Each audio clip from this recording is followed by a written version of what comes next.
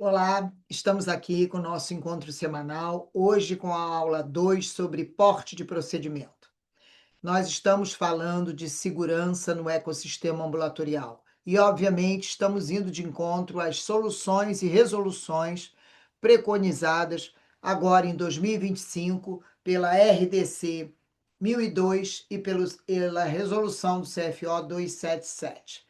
Estamos baseados também nos pilares do Magnus, método de aprendizado grupo Nito de sedação, protocolo de redução de estresse, porte do procedimento, comprometimento sistêmico e comunicação da clínica entre os colegas, entre as pessoas da equipe, com a família, com o paciente e com os profissionais que se relacionam com esse paciente. É só desse modo que a gente consegue olhar para a segurança, porque não adianta falar em segurança quando estamos lá na frente fazendo cálculos de dose e elegendo fármacos, se a base, se os fundamentos não estão devidamente organizados. E, no fundo, essas resoluções trazem essas soluções. Por isso que nós chamamos esses 3 meses de encontros semanais de odontologia, resoluções e soluções. A diferença entre uma resolução e uma solução. Porque uma solução realmente traz benefícios quando ela vem através de uma resolução. São aulas gratuitas de 30 minutos. Tivemos a primeira sobre o tempo e agora sobre porte do procedimento. Quais são os objetivos do Grupo Nitro com esta sequência de 2 aulas de 30 minutos gratuitas e a do dia 26 de fevereiro, de 2 horas, sobre planejamento juntando tempo e porte do procedimento? Conscientizar vocês sobre questões relacionadas à nossa corrotina, associadas tendo a transversalidade das resoluções recém-publicadas. Provocar reflexões a respeito da sua prática clínica e do seu ecossistema ambulatorial. Quebrar paradigmas na medida que você, nessa transversalidade, enxergue coisas que você ainda não tinha percebido e se aproprie delas. Despertar para a percepção real de risco a partir do tempo, que pode ser superestimado por nós, e do porte, que pode ser subestimado por nós.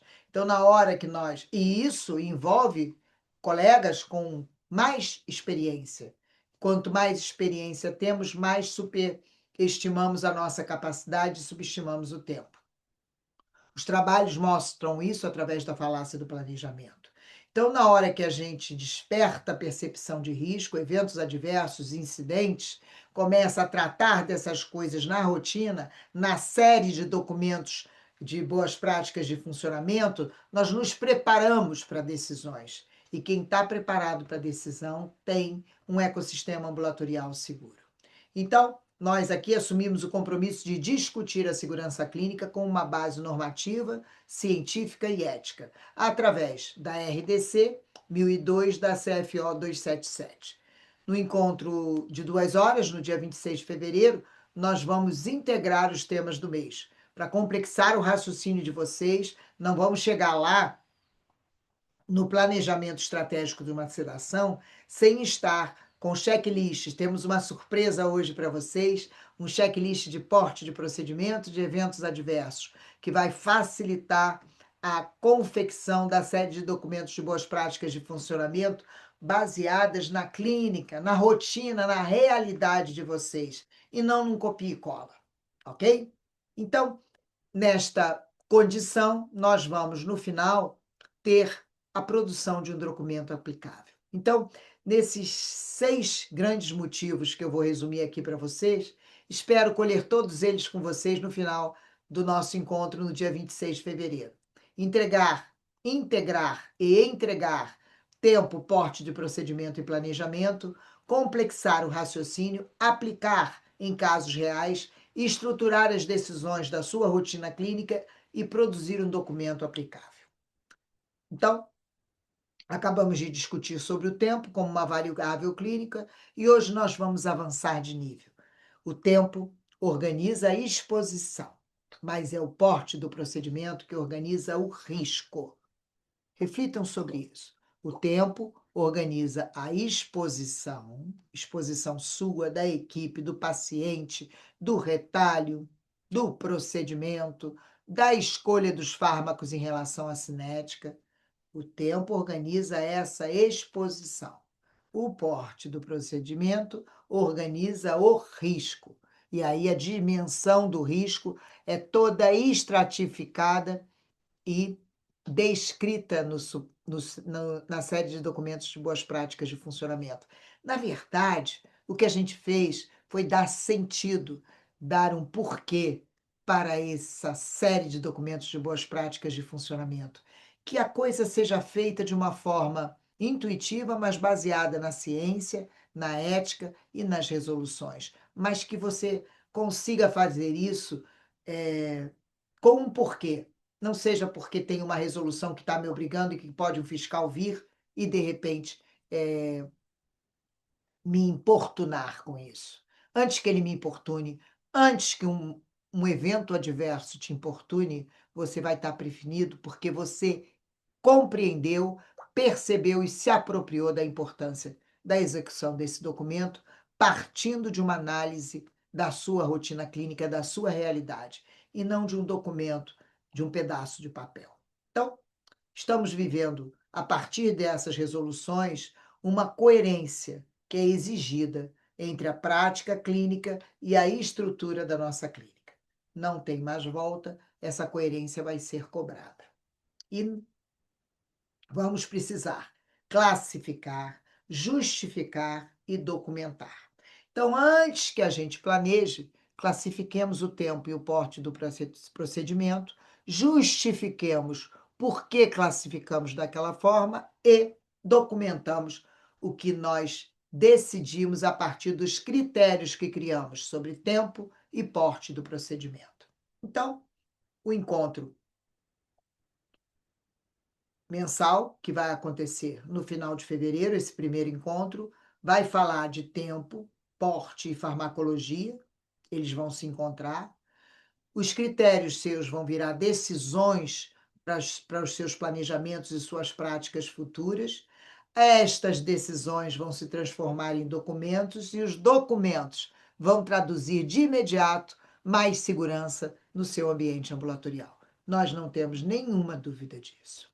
Estamos vivendo essa mudança regulatória real e ignorar isso não é mais uma opção da odontologia. Nossa masterclass sobre a resolução diz: a odontologia mudou. Se vocês estão acompanhando a gente desde o final de dezembro, assistiram às duas masterclass sobre os 7 inimigos da sedação e depois sobre a RDC 1002 e a CFO 277 e agora está nos encontrando aqui nesse porto sobre tempo de procedimento e porte do procedimento e vai prosseguir conosco em 26 de fevereiro para falar sobre planejamento, eu tenho certeza que nessa sequência você vai nos deixar um depoimento sobre a facilitação que nós entregamos a vocês nesse processo de enxergar a série de documentos de boas práticas de funcionamento a partir da ótica das resoluções recém-entregues à odontologia. Então, a nossa responsabilidade é com o paciente, com o profissional e com a coerência dos documentos. E com essa responsabilidade, nós vamos prosseguir agora compartilhando o nosso mapa mental sobre o porte do procedimento. Nós já estivemos por aqui falando sobre a aula 1, que foi tempo como variável clínica, odontologia, resoluções e soluções, e agora nós estamos indo para a aula 2, porte do procedimento, que é um elemento organizador da decisão clínica e da segurança no ecossistema ambulatorial de odontologia. A sedação vai chegar aí para a gente na medida que a gente desenvolva esse raciocínio clínico. Então, em primeiro lugar, nós temos a base científica, a segurança do paciente. Procedimentos estão mais complexos, têm maior variabilidade, exigem maior planejamento, reduzindo assim a margem de erros na nossa prática clínica. O porte como critério clínico. O tempo para avaliação clínica e agora o porte como critério clínico. O porte do procedimento é definido pela combinação de duração prevista e variabilidade de tempo, grau de invasividade do procedimento, necessidade ou não de sedação, perfil sistêmico do paciente, potencial de intercorrências e capacidade de respostas do serviço. Então, nesse trâmite, olhando para isso que a gente está organizando o pensamento de vocês, nós vamos entrar então na relação do porte com o tempo. Falamos do tempo na última aula e agora vamos relacionar o porte com o tempo. Maior porte, maior dependência do tempo real. Subestimando o tempo, subestima-se o porte. Porte mal definido, risco mal percebido. O porte nasce da leitura correta do tempo e da complexidade do procedimento. O porte, então, e a decisão farmacológica vão orientar a gente para indicar ou não uma sedação, escolher os fármacos, quais fármacos e se serão associados ou não. A via de administração, isso é muito importante, porque na hora que, através do porte, do tempo, eu decido farmacologicamente que eu vou fazer uma sedação e que vou escolher os fármacos, nunca admite fazer uma sedação, planejar estrategicamente uma sedação, sem que você tenha em mãos um fármaco titulável. As vias não são tituláveis, os fármacos são tituláveis. Aqui no Magnus, método de aprendizado do grupo Nitro de sedação, a via titulável é a inalatória com o óxido nitroso misturado ao oxigênio. O óxido nitroso, por ser uma macromolécula, não se misturar com nenhum componente no corpo, não tem metabolismo hepático, não tem excreção renal, então, na medida que ele chega, atua no córtex, se você zera o óxido nitroso e coloca 100% de oxigênio, você lava o sangue por 3 a 5 minutos e tira todo o óxido nitroso. Este é um fármaco titulável. Nós usamos a via venosa, por enquanto, para a possibilidade de intercorrências e reversão de aprofundamento de sedação. Mas o ensino, não que seja uma rotina nossa. Agora, como fármaco titulável, você não pode aprofundar os seus conhecimentos em sedação e prosseguir sem ter a eleição de um fármaco titulável que você domine. Eu não falei fármaco com reversor, eu falei fármaco titulável, que são duas coisas absolutamente distintas. Continuando, vias de administração, a posologia, qual vai ser a dose que eu vou dar daquele fármaco, se existe necessidade de titular e se a monitorização e recuperação estão planejadas. Porque eu posso pensar no fármaco titulável, numa estratégia multimodal, por exemplo, que são os fármacos que nós vamos conversar no último encontro, no dia 26, midazolam, prometazina e dimenidrato e óxido nitroso, pode ser que a dose que eu tenha dado de midazolam, que eu vou associar com óxido nitroso, tenha sido suficiente. Não precise da titulação com óxido nitroso e eu mantenho o meu paciente exclusivamente com suplementação de O2. Mas eu tive a intenção de fazer a associação com a minha via titulável. Mas como a dose que eu fiz de midazolam foi além do que eu supunha, teve uma área sobre a curva aumentada e o pico de concentração máxima me mostrou que eu tive um resultado acima do esperado, não foi necessária a associação. Então, isso tudo é previsto e isso tudo é relatado na série de documentos de boas práticas de funcionamento. Portes e normativas. Antes de ir para portes e normativas, eu vou voltar aqui para que a gente olhe. Desculpe.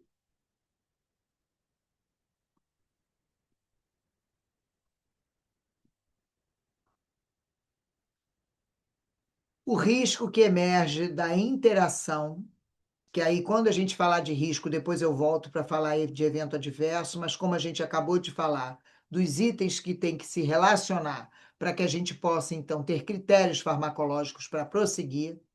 Nós temos que pensar na interação entre o procedimento e o profissional, o paciente, o procedimento, o tempo, o procedimento, o profissional e o paciente, e a estratégia de sedação interrelacionada com o procedimento, com o profissional, com o paciente e com o tempo.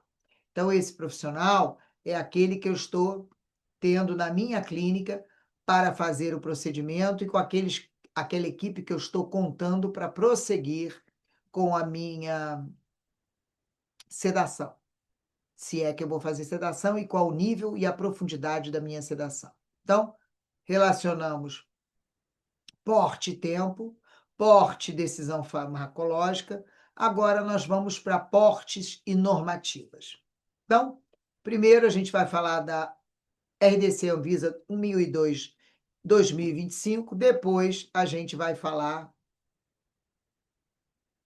da CFO 277.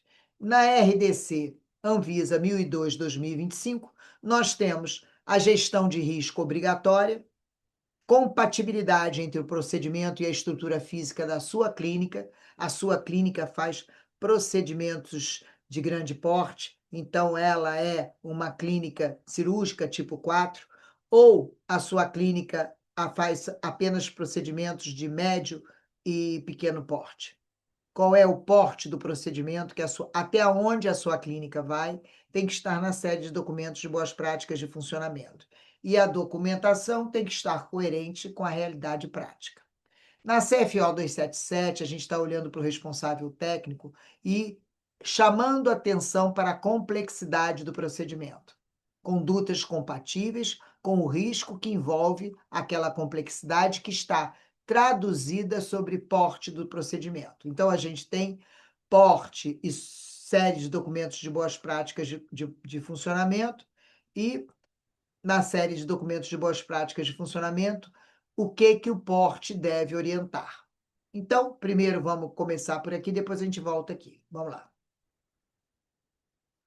A correta definição de porte permite protocolos aplicáveis à realidade, fluxos assistenciais coerentes. Quanto mais você vai absorvendo a dinâmica de confeccionar, de escrever, de relatar na série de documentos de boas práticas de funcionamento, o que está ocorrendo a partir do planejamento daquela sedação ou do atendimento daquele paciente com ou sem sedação, porque a série de documentos de boas práticas de funcionamento está ligada à odontologia que mudou, não está ligado à sedação. A sedação vem apenas passar a régua acima, porque quem já faz sedação já tem oxigênio, já tem treinamento em suporte básico de vida e maleta de emergência.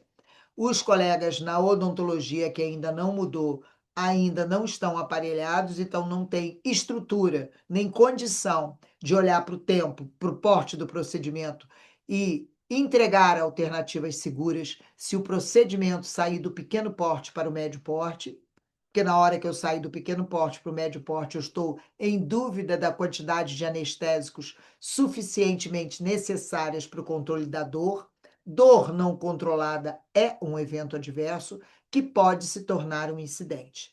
Tudo isso precisa ser previsto por nós em cada um dos pacientes que vamos atender. E nós organizamos um checklist para porte do procedimento e para eventos adversos que está sendo gentilmente cedido a vocês. Vocês estão com papel e caneta, vocês estão com tempo durante esse feriado de carnaval para assistir essas aulas quantas vezes quiserem. No dia 26, as 2 aulas gratuitas saem do ar e ficam no pacote com o workshop de planejamento estratégico.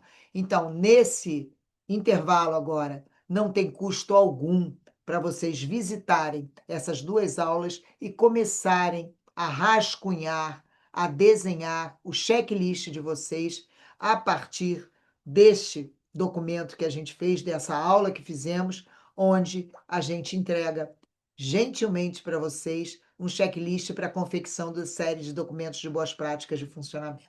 Vamos lá, então?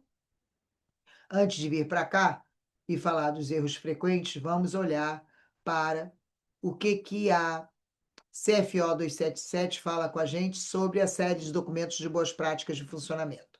O porte do procedimento vai orientar a classificação de risco na nossa clínica privada, no SUS, no CEL, aonde você for o gestor. Aonde o porte pequeno é um risco baixo, porte médio é um risco intermediário e o porte grande é um risco aumentado. Mas há que se entender que não é figurado exclusivamente como algumas tabelas de convênios e do SUS determinam exodontia de dente permanente incluso. Pode ser risco baixo, pode ser risco intermediário ou pode ser risco aumentado. Então, não é a designação técnica do procedimento que vai definir o porte do procedimento, ok? Nem o porte sozinho, sem a análise do tempo que eu vou demorar, mas a condição sistêmica que vai entrar nesse processo. Então, o risco não é uma opinião, ela é uma leitura estruturada da sua prática clínica. Então, os protocolos assistenciais para a série de documentos de boas práticas de funcionamento vai ter critérios da sedação, se você faz sedação, quais são os seus critérios, como acontece a sua escolha de vias e fármacos, qual é a monitorização necessária que você precisa para uma extração simples, ou para um implante unitário, ou para o atendimento de uma criança de 6 anos que é reativa, qual a monitorização necessária em cada um desses casos e qual o tempo mínimo de observação para a alta, de acordo com o fármaco que nós utilizamos.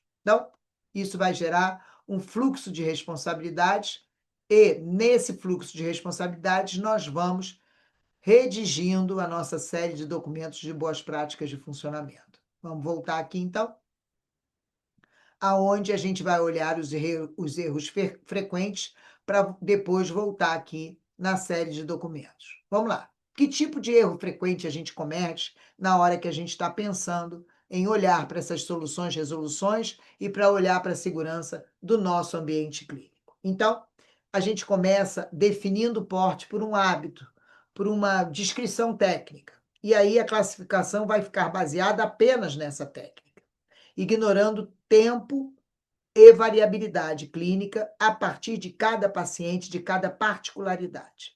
E aí a gente vai começar o checklist do porte do procedimento. Mas antes, eu vou te dar um exemplo dessa classificação baseada apenas na técnica. Por exemplo, exodontia de terceiros molares inclusos, tratadas automaticamente como procedimentos de mesmo porte. Um único incluso superficial é diferente de 4 inclusos analisados a complexidade. A quantidade de dentes, a posição, o tempo cirúrgico e a variabilidade vão alterar o porte do teu procedimento. O erro, por exemplo, é o que diz aqui ao... Deixa eu tirar isso aqui. Tem alguma... Ah, meu Deus.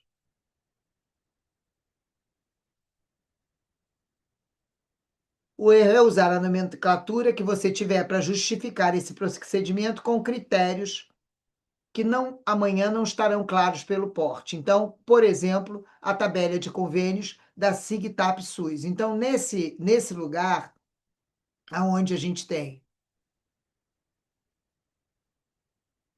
tabelas que nos falam sobre procedimentos e normas técnicas, como é o caso de exodontia de terceiros morais inclusos, a gente vai ter uma dificuldade com essas nomenclaturas de descrever na nossa série de documentos de boas práticas de funcionamento o porte do procedimento, porque a gente não vai estar acorrentado a essas tabelas para que a gente possa fazer a descrição e usar o nosso checklist. Então, essas séries, se Deus quiser, vamos estar intervindo a médio prazo nesse processo para que essas tabelas não vençam o processo que está chegando de segurança ambulatorial.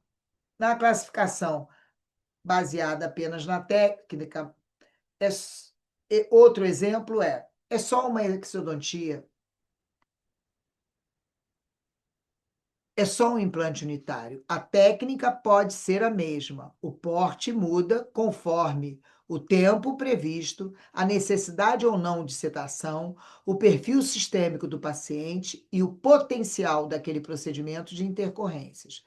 O erro é desconsiderar um contexto clínico e sistêmico ignorando, num outro exemplo, o impacto do tempo e a variabilidade clínica. Por exemplo, procedimentos agendados para 40 minutos, sem considerar a dificuldade anatômica daquela extração, por exemplo, a possibilidade do sangramento ser mais intenso, a possibilidade de intercorrência e a necessidade de pausas. Isso acontece principalmente em odontopediatria, se a gente está com uma criança reativa. Então, o erro é planejar apenas o tempo ideal sem margem para o tempo real. Então, o tempo ideal é uma coisa e o tempo real é outra, e já conversamos sobre isso na aula 1 sobre tempo. Então, subestimar a complexidade de estruturas nobres é um erro. A possibilidade de insistir e persistir no erro. Exodontias ou cirurgias próximas a nervo alveolar inferior, a seio maxilar, a assoalho bucal. Mesmo com uma técnica simples, a proximidade de estruturas nobres pode elevar o porte do procedimento. E o erro é confundir a baixa invasividade com um baixo risco. E um último exemplo é onde a gente vai ou não pensar na sedação a partir do uso irracional do anestésico local. Não ter a ferramenta sedação com múltiplas reaplicações de anestésico local, a gente está caminhando por uma possibilidade de intercorrência além da falta do controle da dor. A associação de tubetes sem considerar a dose máxima desses tubetes, deste sal anestésico, prolongando o tempo cirúrgico sem reavaliar a possível exposição sistêmica desse paciente.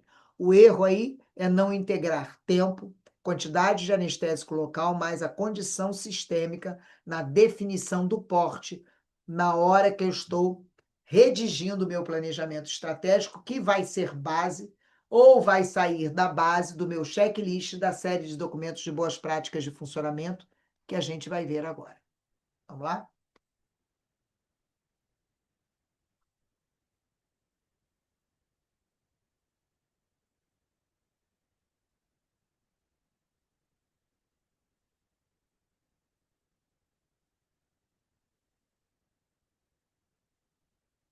Então, chegou o que eu prometi para vocês, o checklist de porte de procedimento. Uma leitura clínica. Deixa eu aumentar um pouquinho para vocês poderem ver com atenção e a gente poder ir devagarinho, mas também vocês podem voltar a hora que vocês quiserem, retornar, dar rewind para ir construindo o checklist de vocês. Uma leitura clínica antes da decisão da sedação, se sedação ou não, e na confecção da sua documentação. Então, primeiro, o que você vai ter nesse documento é o procedimento propriamente dito.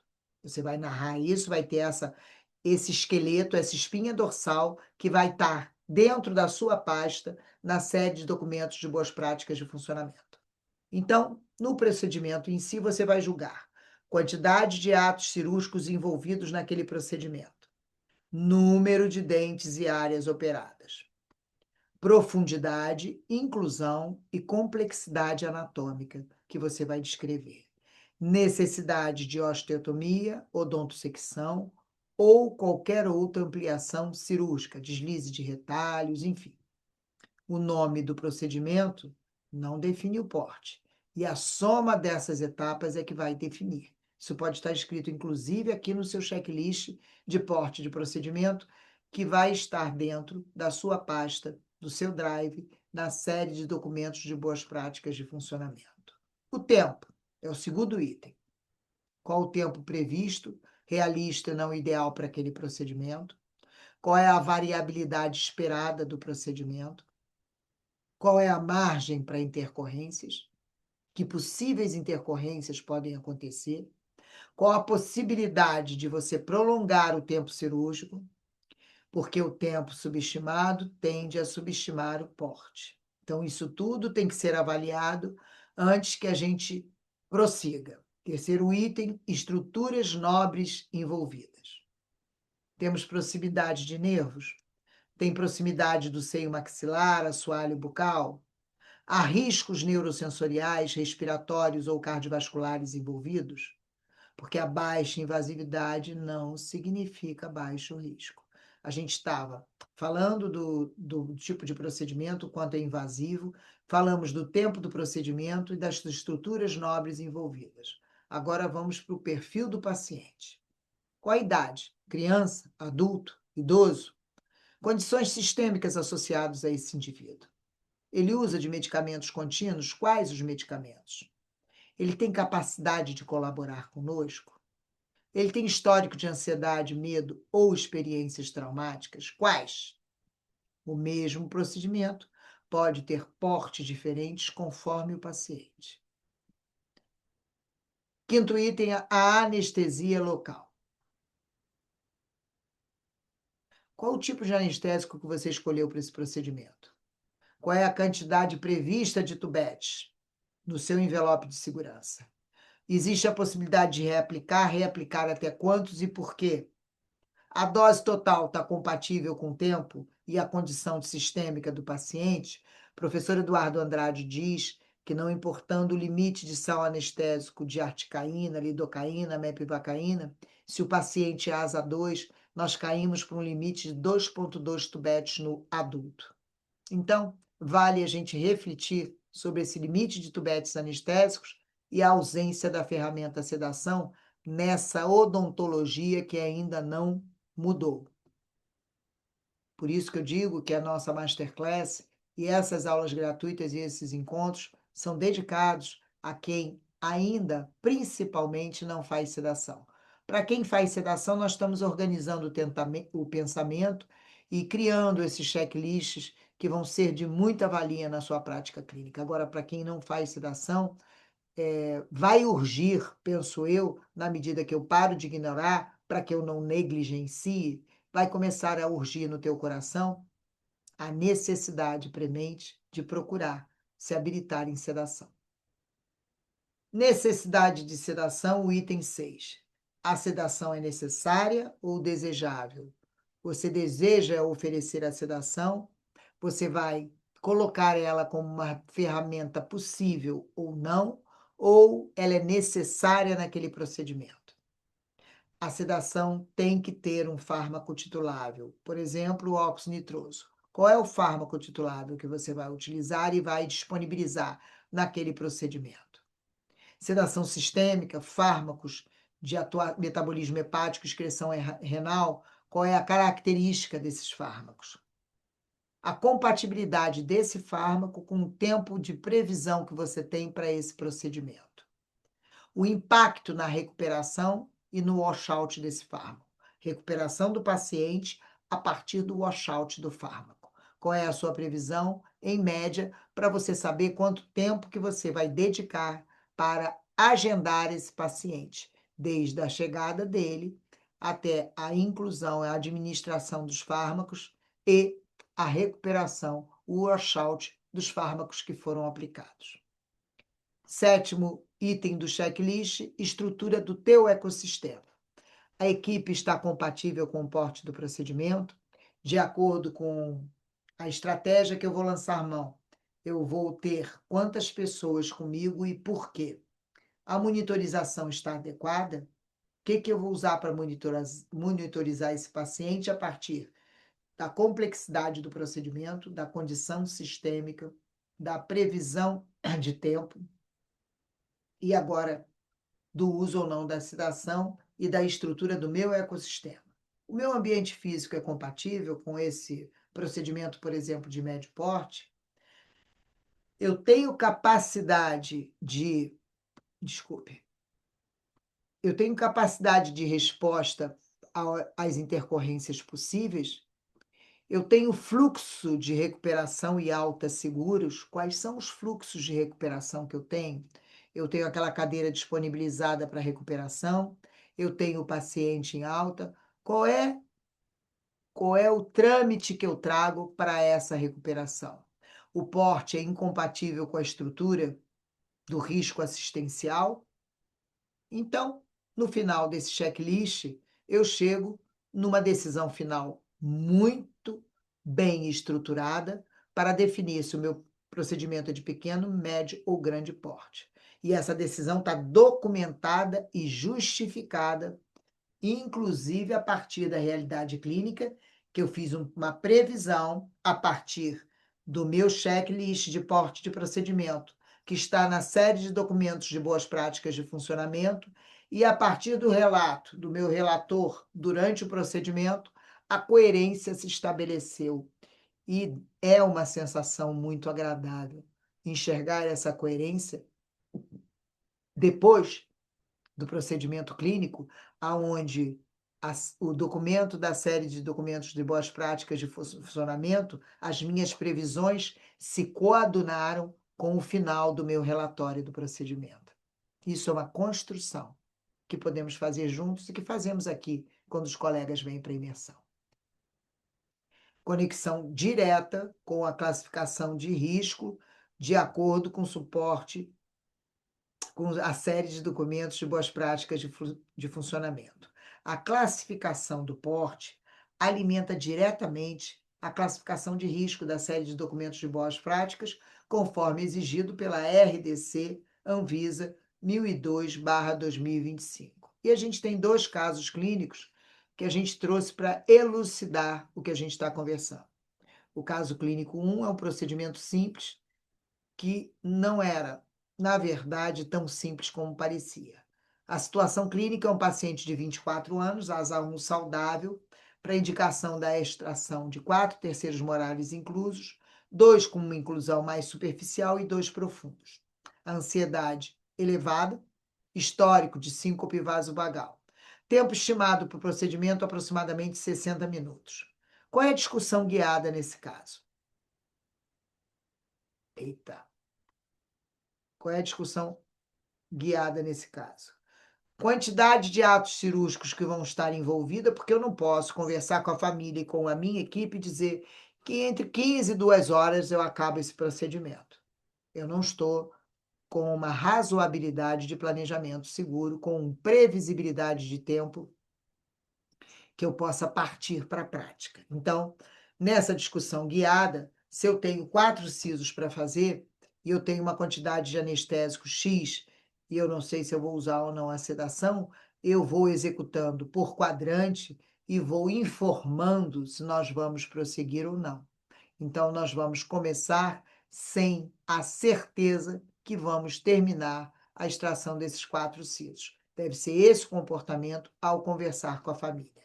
Variabilidade técnica entre os vários terceiros molares inclusos, o tempo realista versus o tempo real, ideal. Já estamos em condição, a partir do que estudamos, de diferenciar o tempo real do tempo ideal, o impacto na ansiedade e na duração do procedimento, a necessidade de sedação ou não, a partir dessa lógica anestésica, e necessidade de sedação, eventos previsíveis, sangramento, ansiedade, prolongamento do procedimento, porte do procedimento, vamos considerar como elevado, a implicação para a série de documentos de boas práticas de funcionamento, nós temos a classificação do risco aumentado, protocolo de sedação obrigatório na nossa clínica e um fluxo de recuperação ampliado por conta de ter usado, por exemplo, para poder fazer os 4 sisos, a prometazina associada ao midazolam mais o óxido nitroso. A prometazina estende a meia-vida dos outros fármacos e, por isso, nós temos que contar com fluxo de recuperação ampliado. E um registro explícito da decisão de porte do procedimento. Então, nós vimos que o porte deste procedimento é um médio porte. Espera aí que...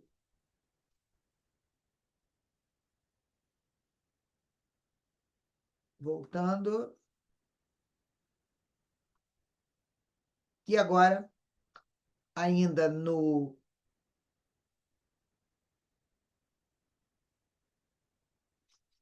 exemplo que a gente dava de procedimento depois do nosso checklist, nós vamos ao exemplo número 2. Vamos lá?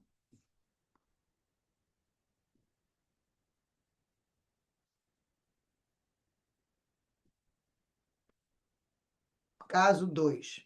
Paciente 6 anos, odontopediatria e a variabilidade do tempo na situação clínica. Paciente 6 anos, saudável, indicação múltiplas restaurações, alta reatividade, dificuldade de permanência na cadeira. Então, como é que eu vou precisar tempo e porte numa situação dessa? Um tempo estimado de 30 minutos. Qual é a discussão que nós vamos ter com a equipe? Essa discussão guiada está contida no na nossa série de documentos de boas práticas de funcionamento. Tempo em criança pode ser previsível? Qual é a variabilidade comportamental dessa criança? Qual o impacto da fadiga da minha equipe e dessa criança nesse procedimento se eu não estou sob sedação? Qual é a decisão farmacológica a partir da avaliação dessa criança? Aplicação do checklist, tempo altamente variável, vamos lá. A variabilidade do tempo nos conduz a pensar em moderar a nossa certeza sobre o tempo do procedimento, porque na medida que hajam muitas variáveis para que eu possa determinar se o tempo daquele procedimento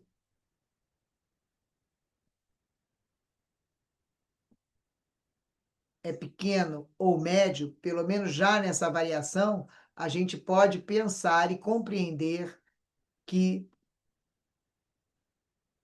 nós vamos estar sujeitos a essas condições na hora que a gente olha para esses casos clínicos. Vamos lá? Então, caso 2 está aqui. Deixa eu ver se eu consigo aumentar mais um pouquinho e subir mais um pouco. Vamos lá.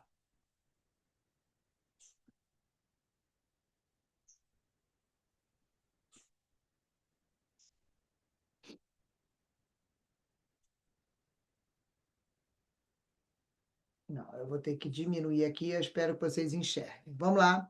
Então, ele não sobe mais. Então, o tempo é altamente variável, aplicando checklist. A sedação é fortemente indicada. Eventos previsíveis, interrupção do procedimento, choros e recusa. Porte do procedimento intermediário a elevado. Veja bem, eu talvez só faça a restauração desse paciente, mas eu posso perder o controle sobre ele e não tenho noção exata desse tempo. Implicações para se colocar numa série de documentos de boas práticas de funcionamento. Critérios claros de sedação titulável. Vou precisar de sedação, estratégia multimodal com um fármaco titulável para aumentar a segurança do paciente. O plano de interrupção é seguro, pode ser que aconteça, e o registro de tentativa dessas respostas. Criança pode vomitar, criança pode retornar, mesmo com a baraca, mesmo com o fármaco que nós planejamos inicialmente associado ao óxido nitroso, pode ser que não dê certo. E aí a gente tem que estar com essas variáveis todas em mão para que a gente possa fazer com que a coisa aconteça. Voltamos para cá e vamos agora para o nosso outro checklist que nós vamos entregar a vocês. Deixa eu aumentar um pouco, que aqui é possível. Então, nós vamos falar.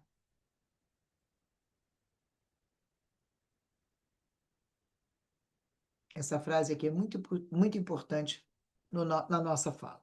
Índice de documentos obrigatórios na série de documentos de boas práticas de funcionamento. O nosso manual de boas práticas, os protocolos clínicos e farmacológicos, os registros da decisão que tivemos a partir daquele checklist de porte de procedimento. Foram 7 itens, cada um com seus subitens, aonde nós fomos registrando os nossos protocolos clínicos e decisões tomadas. Evidência da compatibilidade entre a prática e a minha estrutura ambulatorial. Então, estamos longe de estar fazendo um documento genérico que não nos protege. É um documento alinhado ao porte do procedimento, ao nosso paciente e à nossa equipe clínica. Então, é um documento que nos traduz segurança. E aí a pergunta que vem aqui é: se eu tiver que justificar essa decisão que eu tomei hoje, amanhã você vai fazer um atendimento e começa a utilizar esse nosso checklist de porte de procedimento. E no final você faz a comparação do que você planejou, do que você construiu e espelha no resultado do atendimento que você teve. Se você tiver que justificar essas decisões amanhã, elas estão claras hoje para você? Então, você planejou hoje alguma coisa que você vai fazer amanhã nessa criança ou nesse paciente asa um de asa 2, né, que é fóbico, para a extração dos 4 sisos. Tudo que você planejou hoje, essas justificativas vão estar claras para você quando você for fazer o procedimento e quando você terminar esse procedimento?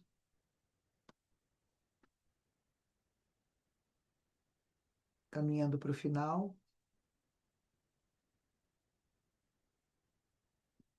Aqui. Então, provisionamento, nosso último checklist que estamos entregando para vocês, prazerosa e gentilmente. Espero que vocês tenham o tempo devido. Não sei, vou colocar uma enquete lá na comunidade se vocês estão passeando no carnaval, se vão aproveitar para colocar a vida em dia, ou se depois do carnaval ainda vão aproveitar o feriado prolongado para estudar um pouquinho. Lembre-se, lifelong learning. A gente trabalha, a gente descansa, a gente se diverte e a gente aprende tudo ao mesmo tempo, organizando a vida da gente no tempo que pretendemos continuar ativos. E eu por aqui, com 40 anos de odontologia e 65 anos de vida, desejo ainda continuar muito tempo com vocês e que a vida me encontre viva e que a morte me encontre viva da mesma forma que a vida tem me encontrado todos os dias. E eu sei que a minha vida é nutrida através do meu contato e do meu crescimento pela troca que tenho com cada um de vocês. Então, vamos lá? Eventos adversos e incidentes.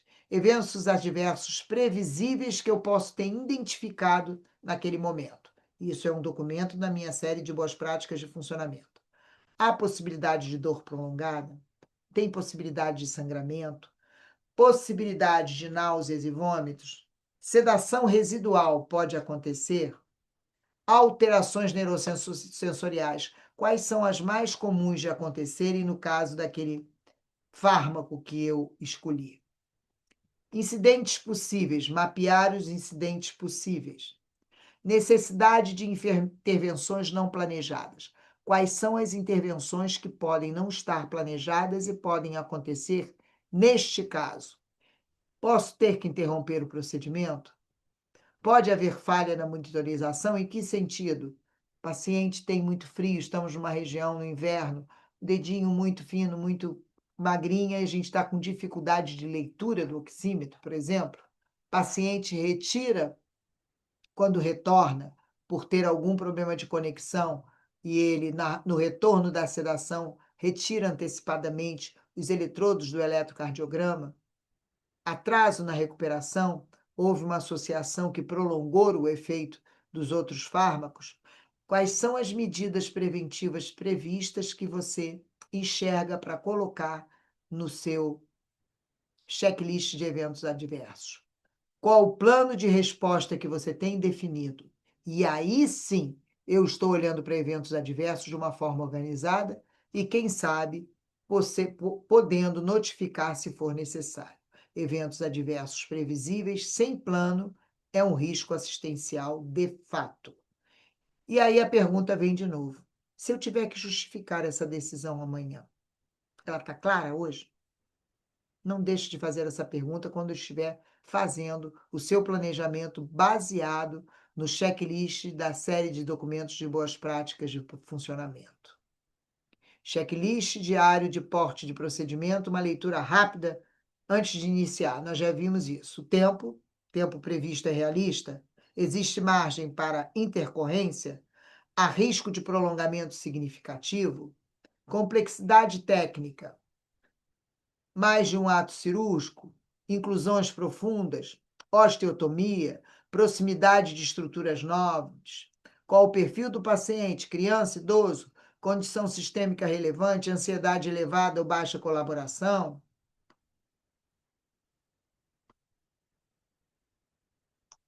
Anestesia e sedação, necessidade de múltiplos tubetes, nessa medida a sedação ficou indicada, o fármaco é compatível com o tempo de previsto que previmos no porte do procedimento, o plano de monitorização está definido, está descrito, provisionamento de eventos, eventos adversos previsíveis identificados, plano de resposta definido, fluxo de recuperação seguro.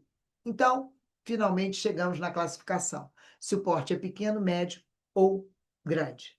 Se ele é pequeno, o procedimento é previsível, baixo risco sistêmico, tempo curto e baixa variabilidade.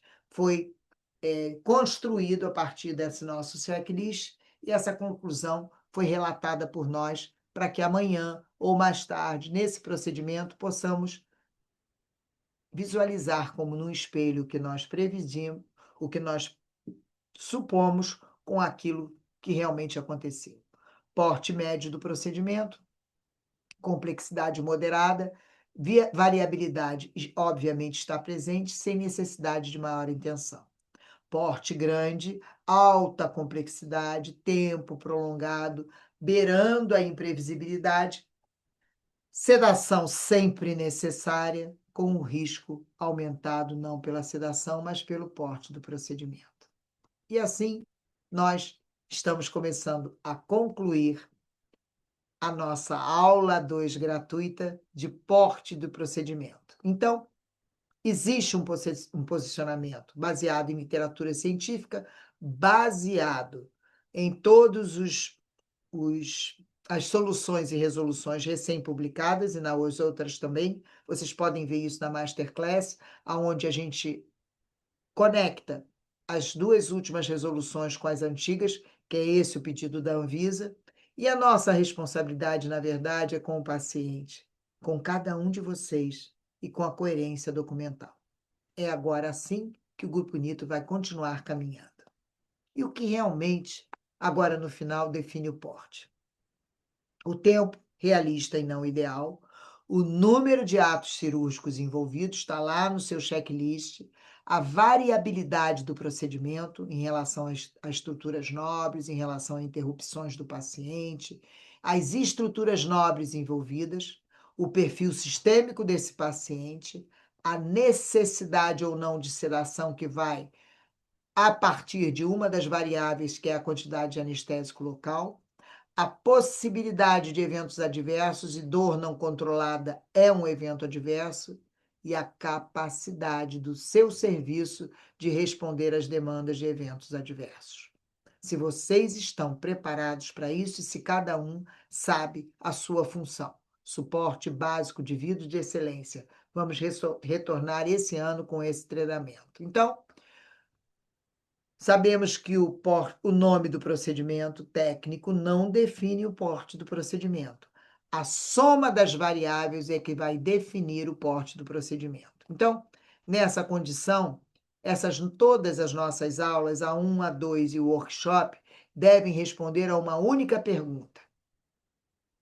Se esse procedimento fosse auditado, amanhã ele estaria sustentado pelos critérios que as duas resoluções trazem? Você classifica hoje em dia, formalmente, o porte dos seus procedimentos? A sua série de documentos de boas práticas de funcionamento reflete o que você realmente executa? Sua escolha farmacológica é compatível com o tempo real, não com o tempo ideal? Você já conseguiu separar o tempo real do tempo ideal? Você provisiona eventos adversos antes de iniciar o seu procedimento? No seu planejamento, você já estrutura e relata, lista a possibilidade de eventos adversos daquele procedimento? Então, de novo, se houver uma fiscalização amanhã, o porte que você definiu estará tecnicamente justificável para você entregar essa série de documentos de boas práticas de funcionamento a quem possa ir visitar a sua clínica? Que, novamente, vamos enfatizar: o porte do procedimento não determina a classificação.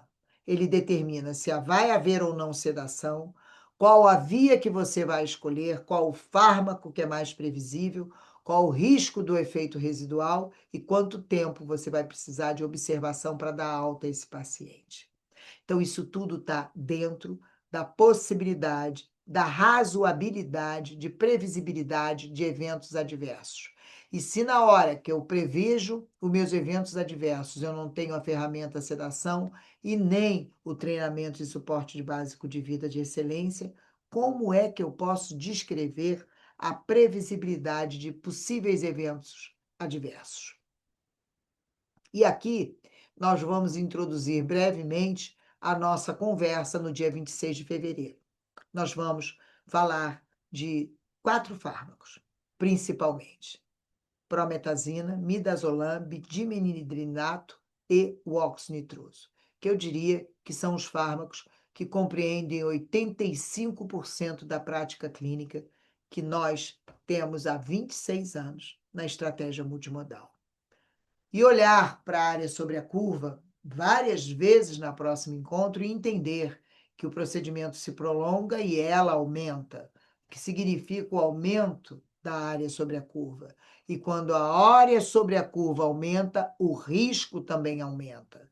Classificar o porte é o primeiro ato concreto para a segurança. Na hora que você classifica o porte, tudo que vem a partir daí, inclusive o planejamento estratégico, vem numa decisão segura para que os eventos adversos possam estar contemplados, os possíveis eventos e o espelhamento entre o que você planejou e o que aconteceu é uma delícia de enxergar e você cada vez se torna mais apto a não partir de uma superestimação do que você faz e nem subestimação do tempo. Cada vez mais se sentindo ancorado nesse checklist que nós estamos construindo. Então, no dia 26, nós vamos analisar tudo isso com muito mais profundidade. Se hoje você percebeu que o porte altera o risco, que o tempo altera a exposição, e a escolha farmacológica precisa ser coerente com o porte e com o tempo, nós estamos chegando a um ponto de encontro em relação a tudo que estamos falando. Então, o nosso próximo passo é estruturar esta decisão clínica a partir da série de documentos de boas práticas de funcionamento e do conhecimento que você tem organizado, atravessado por essas resoluções. Então, no workshop de planejamento clínico e segurança farmacológica, nós vamos integrar tempo, porte, vias, fármacos, área sobre a curva, washout e transformar tudo isso em um protocolo escrito para a sua série de documentos de boas práticas de funcionamento. É onde saímos, então, da percepção e entramos na decisão estruturada.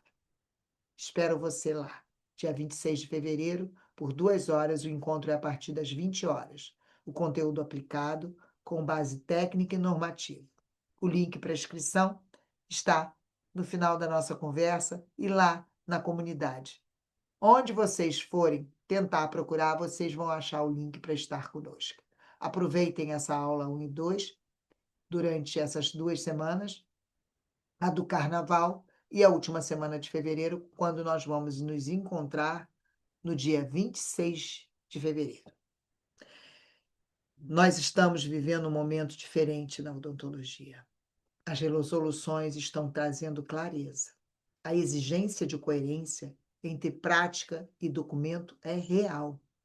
Não é mais suficiente executar bem. É preciso justificar tecnicamente cada decisão tomada no seu ambiente clínico. E aqui está o ponto nevrálgico, o ponto central. Classificar o porte é o primeiro ato concreto de segurança, mas ele não encerra as suas decisões. Ele abre uma pergunta mais importante ainda. Se este é o porte do procedimento, qual é a escolha farmacológica coerente para ele? Qual a via? Quais os fármacos ou o fármaco? Qual a meia-vida que é mais aceitável para esse caso? Qual é o risco de efeito residual que eu estou disposto a assumir? Qual a área sobre a curva que eu estou construindo ao longo do tempo, incluindo a área sobre a curva do anestésico local? Por que a segurança farmacológica não está apenas na dose? Ela está, na verdade, na exposição ao longo do tempo. E é exatamente aí que entramos no próximo nível. Dia 26 de fevereiro, workshop de planejamento clínico e segurança farmacológica. Nós vamos integrar tempo, porte, vias, fármacos, área sobre a curva, washout, e tudo isso vai virar um critério estruturado entregue para você.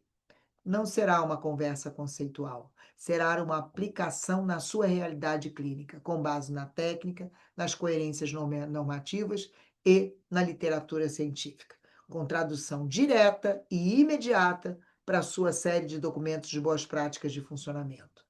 Se hoje você percebeu que precisa estruturar melhor suas decisões, o workshop no dia 26 de fevereiro é o próximo passo natural.